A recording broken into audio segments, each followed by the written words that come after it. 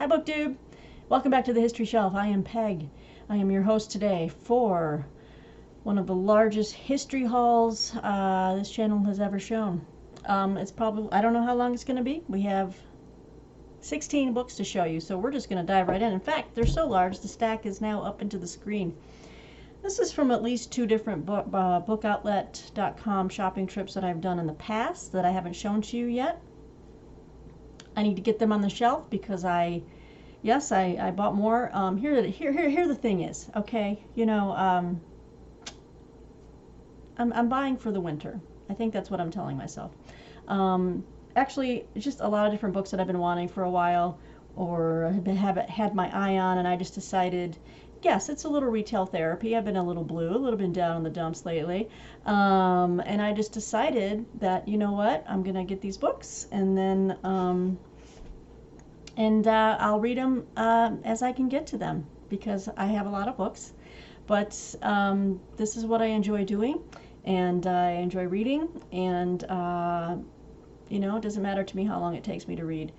As long as I have them, I can go to the shelf, pull them down, and read them. And that's the whole point of having a personal library, right? To me, a library should be full of books you haven't read yet, but you're going to, in addition to books that you have already read. And I also felt like I could do this because just had the Vietnam Veterans of America come and pick up a bunch of stuff today. I had 6 boxes of books that I donated. A lot of them are really just perfect condition history books, along with some other genres. So I felt good about giving them to a very worthy organization. So 6 boxes of books are now out of my house, and so you know what? This is why I ordered some more books, because I figured, hey, cycling in, cycling out. Okay, here we go. Ready? Let's go. So first book I got. I was happy to see this on bookoutlet.com because I've mentioned before I've been getting into reading about the uncontacted tribes of South America, and this is The Unconquered, In Search of the Amazon's Last Uncontacted Tribes by Scott Wallace. You know, I'm not going to, there's 16 books, so I'm not going to read a description of each one, but this one, he's going into the people of the, he's talking about the people of the arrow, seldom glimpsed warriors known to repulse all intruders with showers of deadly arrows. And this is in the Amazon rainforest. And he's chronicling an expedition into the Amazon's, you know, jungle, uncharted depths, discovering the rainforest secrets while moving ever closer to a possible encounter with one such tribe, the mysterious Flaqueros, people of the arrows. So this is The Unconquered. By Broadway Books. This came out in, this was one of several books that I identified on the topic that I wanted to get. I think the other one was like Mother of God or something, Mother of the Sun. This came out in 2011. So this was the first one. I'm gonna have to put these on the floor. Oh, so this one is, these are 2 books I have read in the past, but I don't have the physical copies anymore. They are somewhere in storage at my mother's house, or maybe even donated.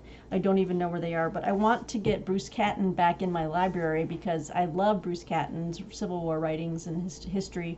So they had 2 copies of, well, two of his books available on bookoutlet.com. And this one is the last in a trilogy, so I need to find the other 2, but I've read these before when I was much younger. But I picked up A Stillness at Appomattox, and this was the, you know, the 3rd book in the Army of the Potomac trilogy. So this was by Ann House Books, or Anchor Books, sorry. Wow. Do need to get that eye exam going. Even these glasses aren't helping.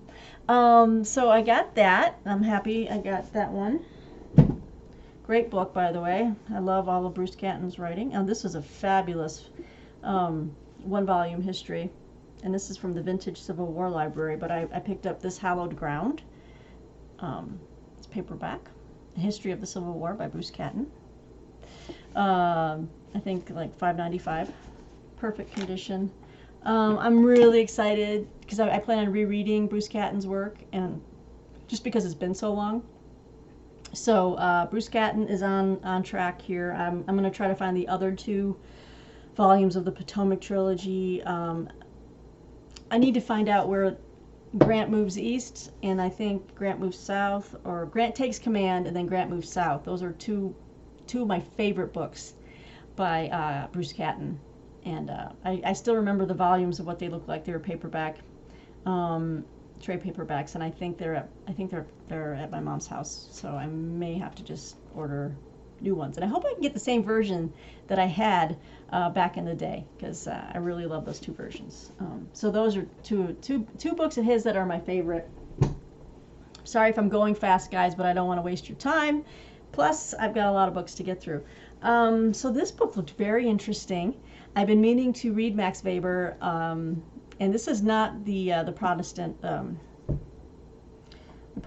work ethic, his famous the Protestant ethic and the spirit of capitalism. That's his most famous work. But I've been noticing on bookoutlet.com that they must have gotten a huge infusion of books from Verso Publishing, which is, I think, a progressive or left-wing publishing house.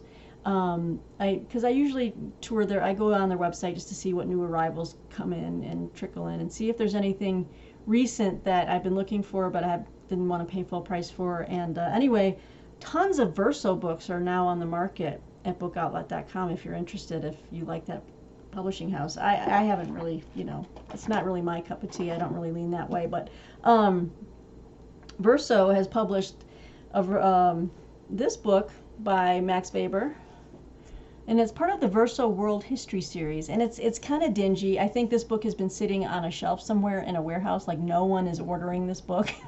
I think that's probably why they shipped it off to bookoutlet.com. But yeah, it's Max Weber's The Agrarian Sociology of Ancient Civilizations. And now, I'm a history person, so this appealed to me. Yeah, it's going to be about, agriculture and ancient civilizations. But I figured there's something there that would interest me. So, let's see, let me just read you a quick thing on here. So this book is Weber's neglected masterpiece, first published in German in 1897 and reissued in 1909. And it's a fascinating examination of the civilizations of Mesopotamia, Egypt, Hebrew society in Israel, the city-states of classical Greece, the Hellenistic world, and finally Republican and Imperial Rome. The book is infused with the excitement attendant when new intellectual tools are brought to bear on familiar subjects. Throughout the work, Weber blends a description of socio-economic structures with an investigation into mechanisms and causes in the rise and decline of social systems. The volume ends with a magisterial explanatory essay on the underlying reasons for the fall of the Roman Empire. So that alone right there for that essay would be worth the price of the book. He's got, Roman Republic, Roman Empire. Oh, this is great. So stuff like that. But I mean, this is some dense writing, but also I think it's going to be just add it to my ancient history, my ancient history books, because it's one of the areas I really enjoy reading. Not as much as, say, the economic, systems, but I'm always trying to learn something new. Okay, so the next book, I got quite a few. Well, I think this is going to be, I'd say I got about 10 soft covers and 6 or 7 hard covers. But so this one just popped up when I was browsing, and this is from Other Press, and I was interested in this author because I was looking at another book of his, but this is called The Impossible Exile, Stefan Zweig at the End of the World by George Prochnik. Okay.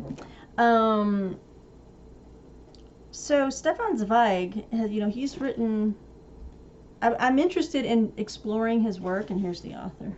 Or no, here's the Stefan Zweig. He had a kind of a sad ending, but I'm trying to. I don't have the name of the books he's written right at the top of my head, but I've got a few of his books in mind that I want to pick up. In this book, just because I don't think many of you know who he is, and I just thought I should share with you what this one is about.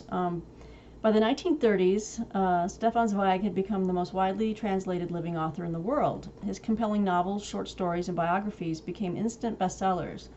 Zweig was an intellectual and a lover of all the arts, high and low, but with Hitler's rise to power, this celebrated writer plummeted in a matter of a few years into an increasingly isolated exile. From London to Bath to New York City, then Ossining, Rio, and finally Petropolis, where in 1942, in a cramped bungalow, he killed himself. The Impossible Exile tells the tragic story of Zweig's extraordinary rise and fall, while depicting with great acumen the gulf between the world of ideas in Europe and in America, which is really intriguing to me. I've always been interested in just the development and the just the cross paths that both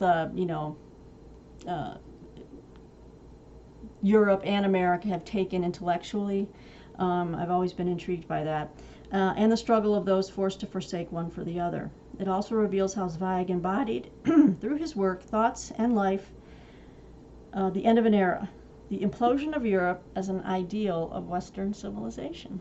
So in a way, it's kind of like it sounds to me like a biography. It's not really, doesn't really say it's a straight-on biography, but it's going to tell me more about the man than I can find anywhere else. So I was browsing and going deep into the search mechanisms, and this one popped up, and I was like, this is a find.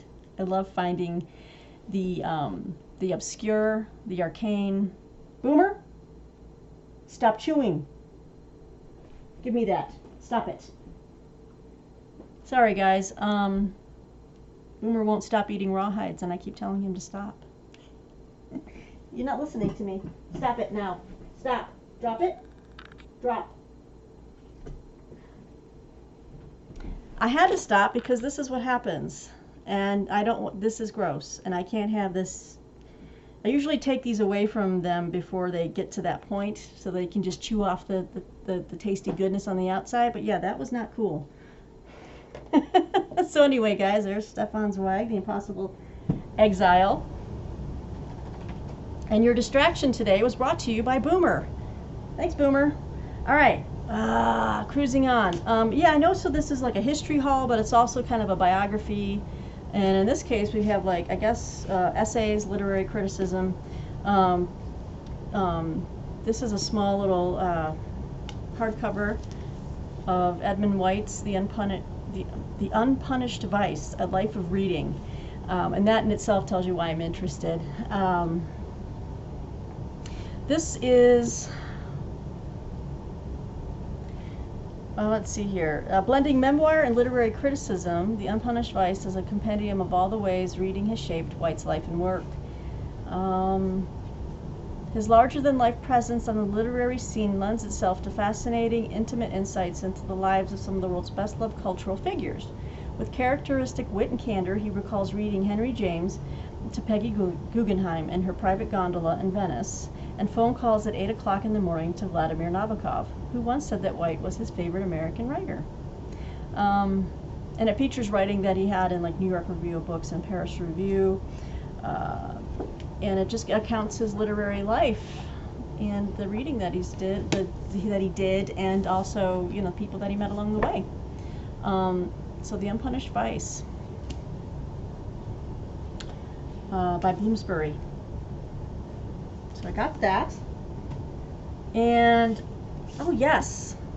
So I think on this channel not too long ago, a few days ago, I showed the new book out by Carl Hoffman, who wrote Liar's Circus, where he goes on the road to investigate, or not investigate, but interview people who follow the Trump rallies and people who are really big into that.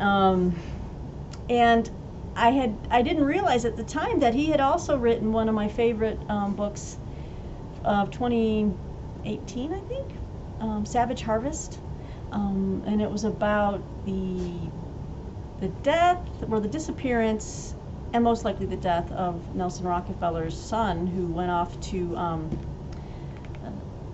live amongst a wild tribe. And I think South American island. I can't remember the name of the island, but anyway, I love Savage Harvest, and again, going back to the Unconquered, my interest in uncontacted tribes, people who are still living in their natural, just how they've been living for centuries, if not millennia. I came across this book by Carl Hoffman, The Last Wild Men of Borneo, A True Story of Death and Treasure. So I was just so tickled. This is by William Morrow, and this is the hardcover. And they had it for a song on Book Outlet. So I picked this one up. Let's see. I know I'm not trying to read every book here, but see, two modern adventurers sought a treasure possessed by the legendary wild men of Borneo. One found riches, the other vanished forever into an endless jungle. Had he shed civilization or lost his mind? Global headlines suspected murder. Lured by these mysteries, New York Times bestselling author Carl Hoffman journeyed to find the truth, discovering that nothing is as it seems in the world's last Eden, where the lines between sinner and saint blur into one. So that's just a brief overview, but it's this has been just highly blurbed as well, and it's just gonna. It looks just like a I love stories like this. I love journalistic explorations that take you outside of your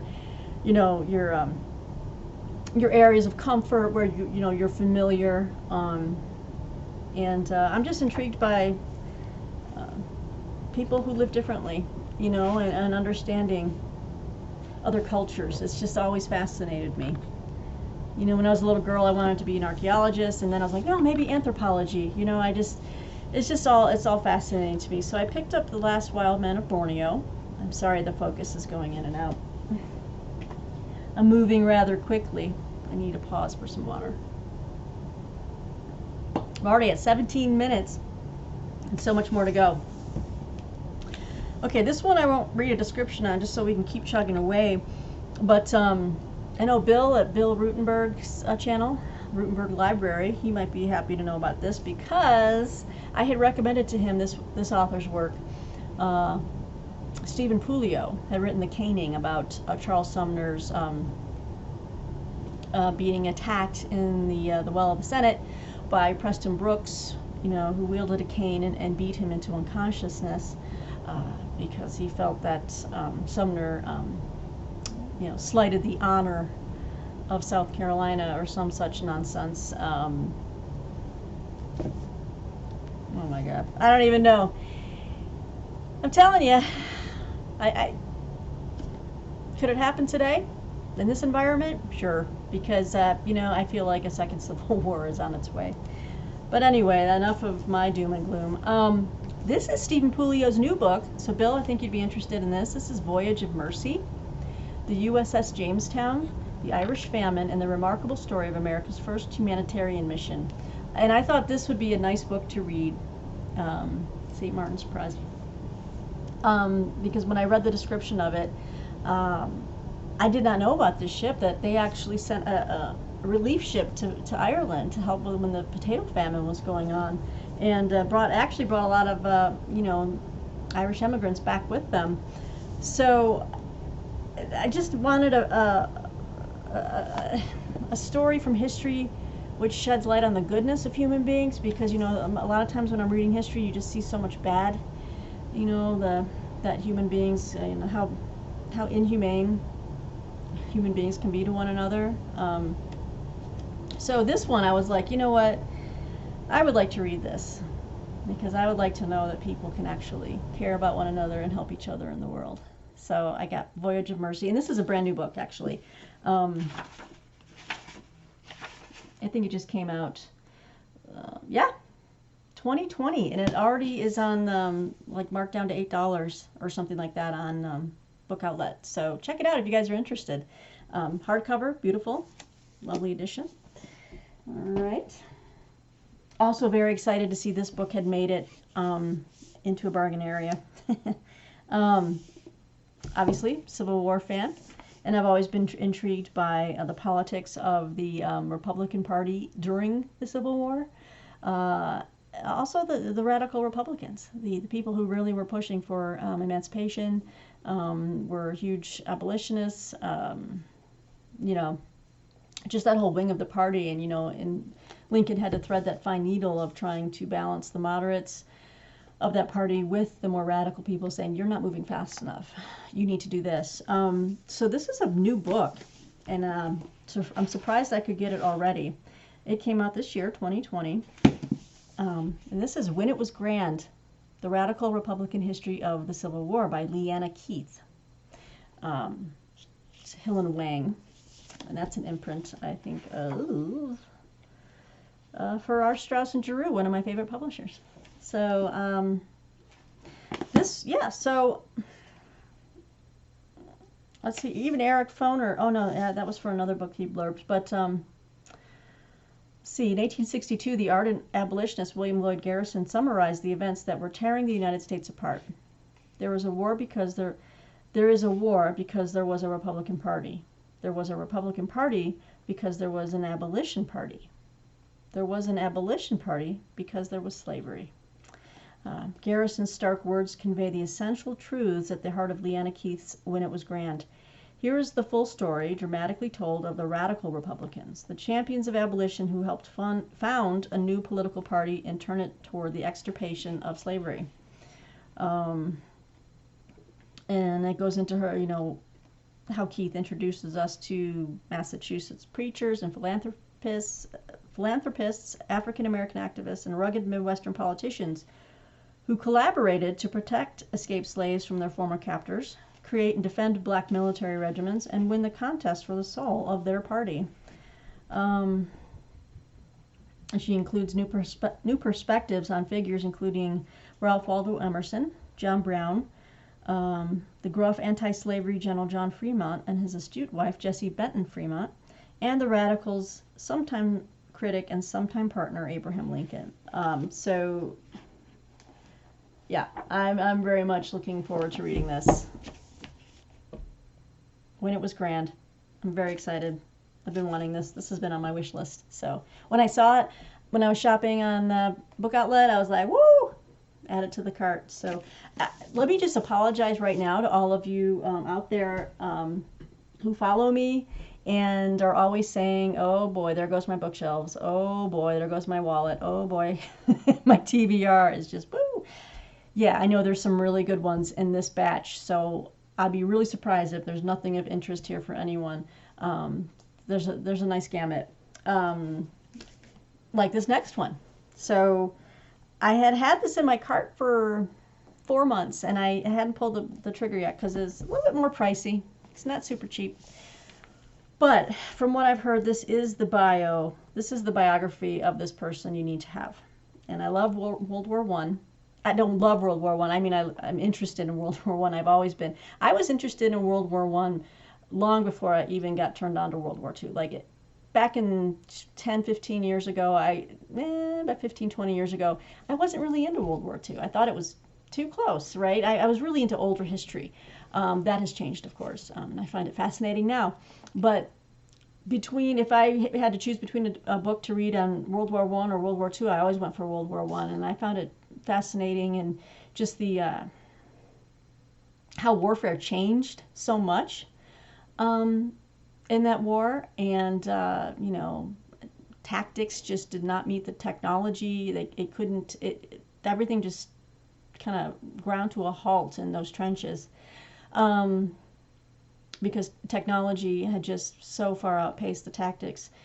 But I've also been interested in the writings of the World War I veterans who, you know, I'm fascinated by PTSD, shell shock, and how that affects people in war and after, and obviously the World War I writers, you know, that big, the cadre of writers, Sassoon and Graves and a couple others that, Wilfred Owen, you know, the poets that really just kind of spoke about the horrors that they lived through.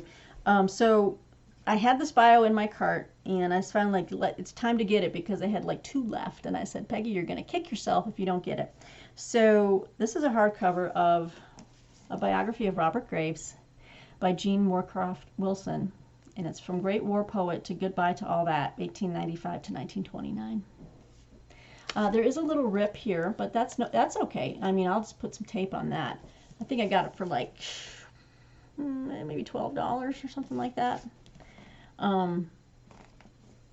Just a little remainder mark, that's all. But I just love that cover, and what a stunning looking man.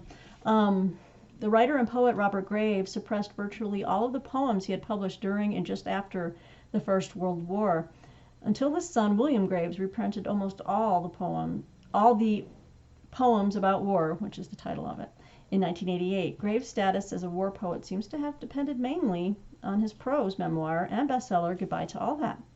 None of the previous biographies written on Graves, however excellent, attempt to deal with this paradox in any depth.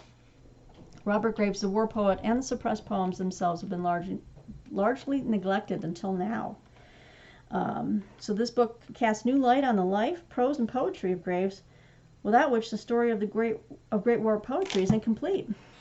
Okay, so this one is definitely going to be focusing a lot on his work, on his literary output. So it's a nice blend between literary, I guess, criticism or analysis, along with biography for that certain span of time.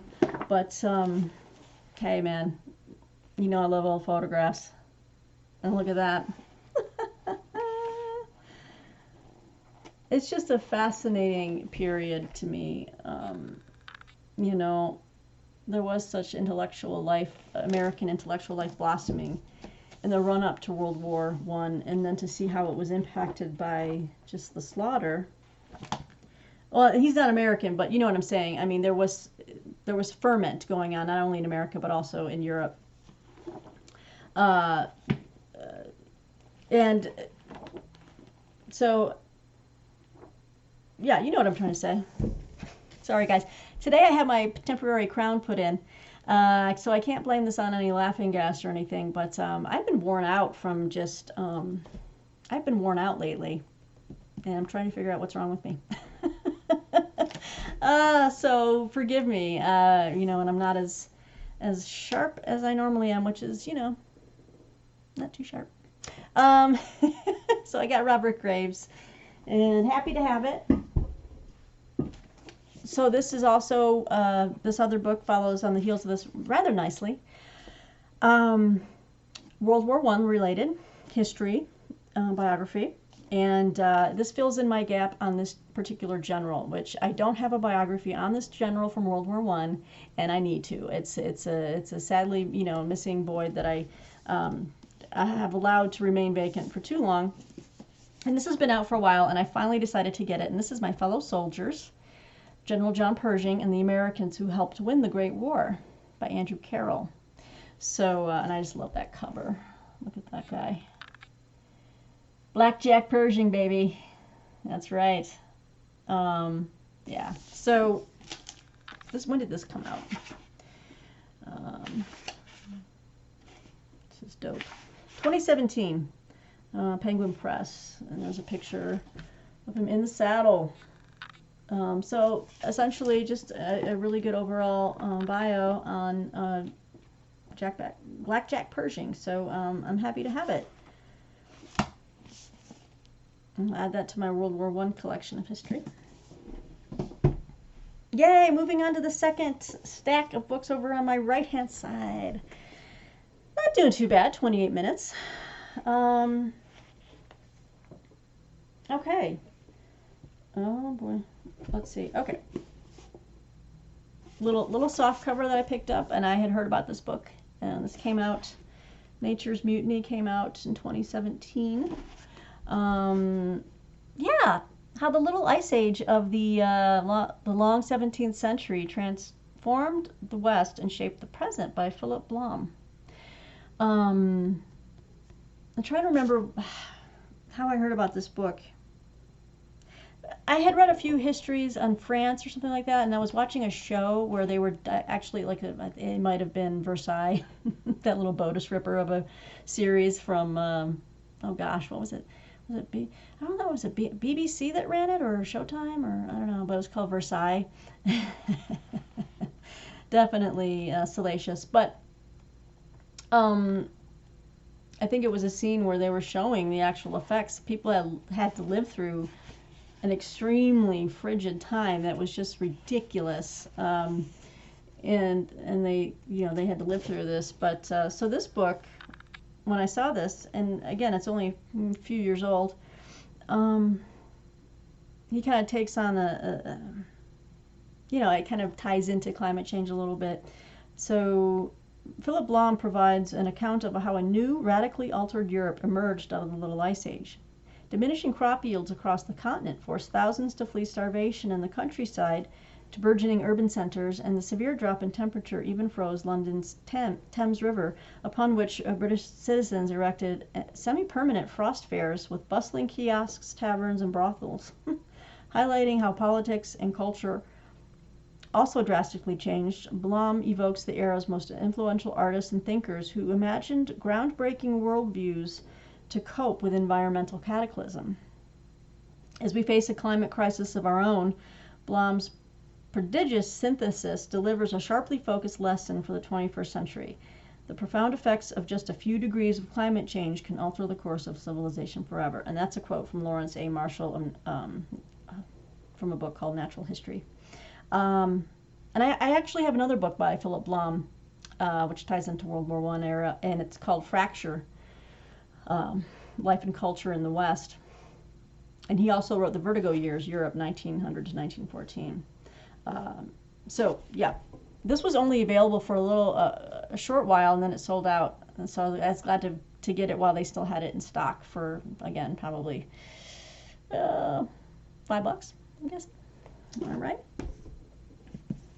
Oh, and this book, well, this is a beautiful Penguin edition, trade paperback. Just beautiful. I think I got it for $7.95. I don't know enough about this country's history, even though it's our neighbor. And as of last Friday, you know, Martina and I had a discussion about emigrating there.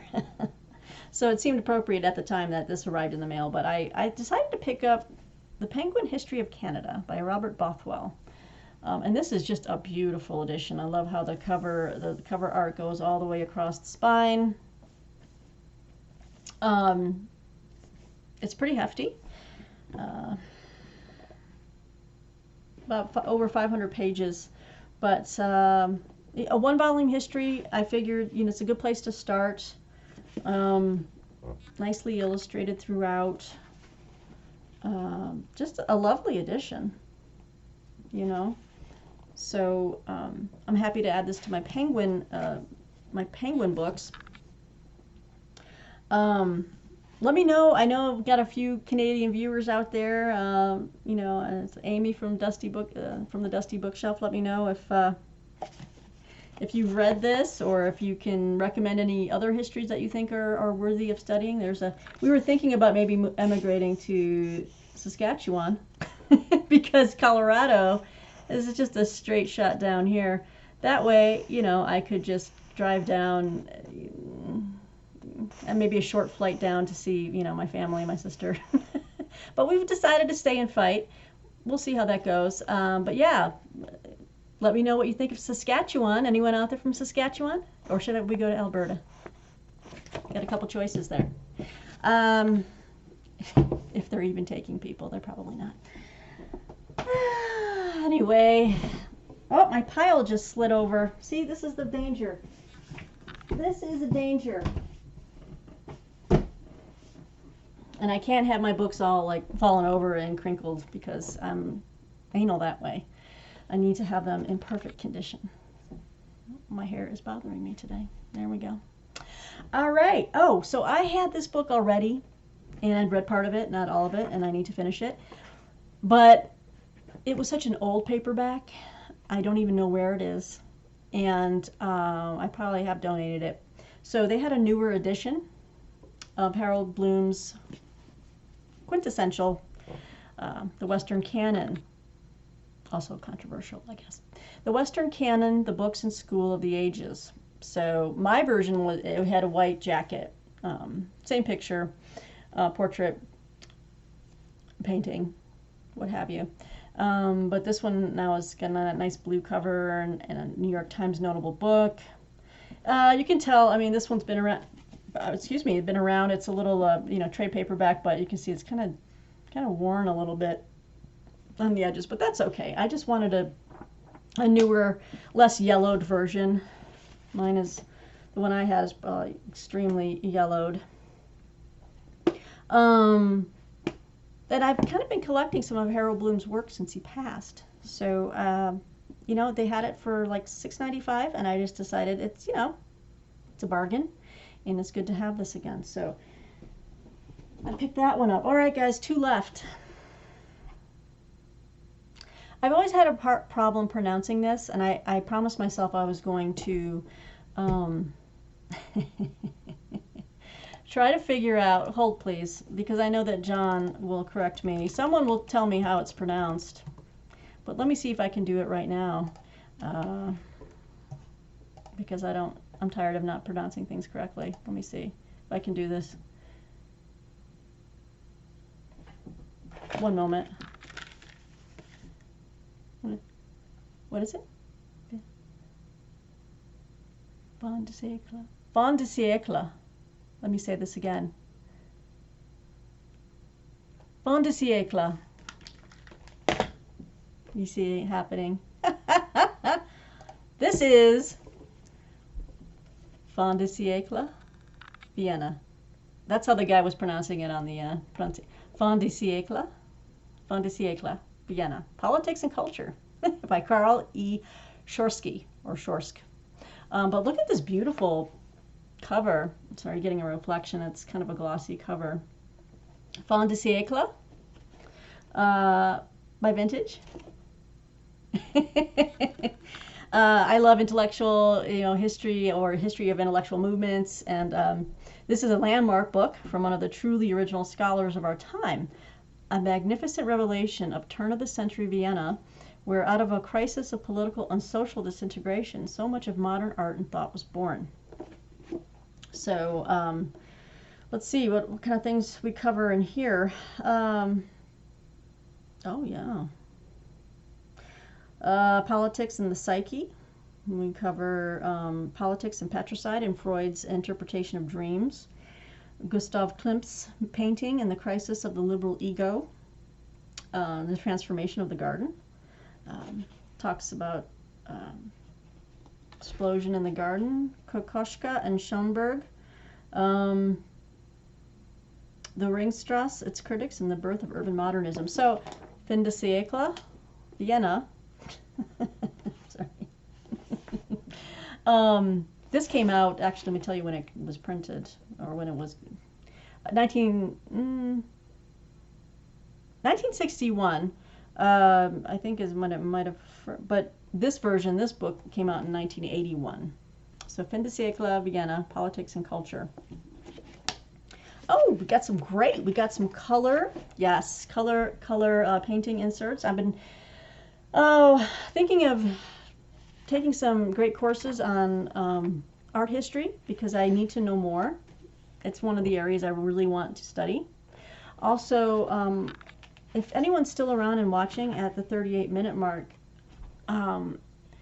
I've been thinking about challenging myself intellectually, mentally, more than just studying history, which I know is my major, and I still love it, and I will always love it. But I really want to get into going back and studying different things like astronomy, biology, chemistry. And I'm looking online to try to find like starter books and maybe even things that have workbooks that I can work through. Think of it as my own like home graduate course or undergraduate course in some of these topics. So if any of you out there have these types of different interests and you know of where I could like search for and find some books to get me started, I kind of want to study outside of history and try to work some different parts of my brain. I think that would be good for me right now because just the COVID and the quarantine and the smoke, the fires, and everything that's going on has just been limiting my life a bit, and I need to have more mental stimulation that I'm currently getting. So, and I really want to just stay sharp. I think it's important to do that, especially as we get older. Not that I'm old. I mean, look, I don't have any gray hairs, do I? No, I don't. So let me know if you guys have any suggestions for other types of courses that I could take, or books and workbooks that can help me in that endeavor. But anyway, so this one is like again, it has color and black and white, and so I'm kind of looking forward to. Oh, they even got more at the back. This was really a good deal, you guys. I don't know if they have any more left on bookoutlet.com, but Fin de Siècle, Vienna, Politics and Culture. And so I picked that up for a very reasonable price. Okay, so the last book I got is kind of a catch-all book. Not a catch-all, but it kind of encompasses a very large theme.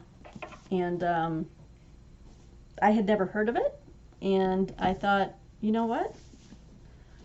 It was not easy to find at first. I just was kind of browsing. Oh, and I love I don't even need the dust jacket.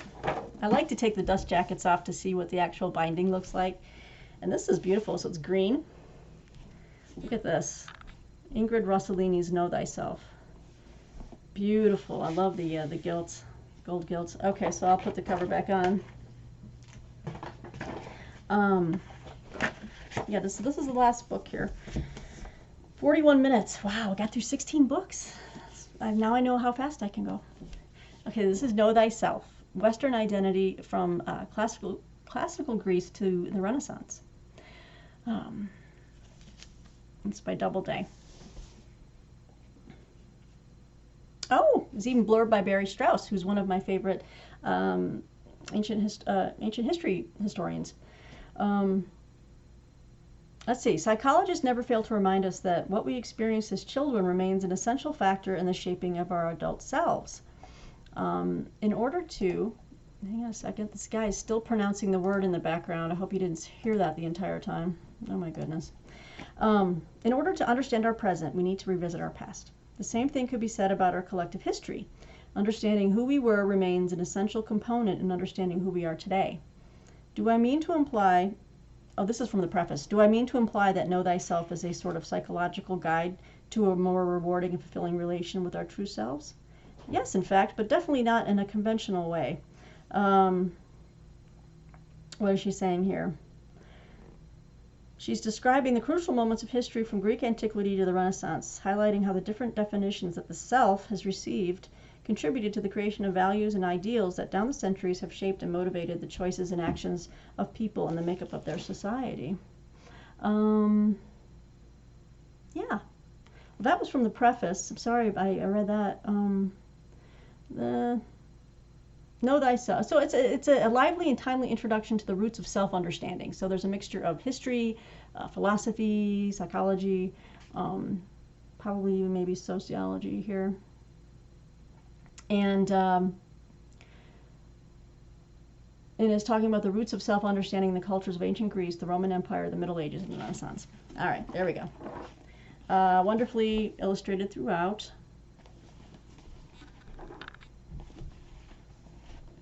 Again, kind of an interesting survey on that angle. So, yeah. Ooh, yes, the early Middle Ages. That'll be probably one of my favorite chapters. So yes, Know Thyself, Ingrid Rossellini. So that was 16 epic history essays, biography, book haul for you guys. And I have even more out in the hallway, if you can believe it. But you know what? I'm stocking up for winter, and then once I get these last ones in the mail, and especially, I ordered a few more things from Liberty Fund, I really will be done for the year. So, having said that, let me go ahead and get busy uploading this to you guys. I hope you're having a great day. Hang in there. Let me know what you think of these books. Let me know if you have any suggestions for broadening my knowledge of topics outside of history. Some, good starter, refresher books and courses I could take. And please, as always, comment below. I'm happy to hear from you guys. I love talking to you guys. So many of you are my friends. I consider you friends, and this is why I make these videos. Make them for you. Love you guys. Take care. Be well. Stay safe. And talk to you next time. Bye.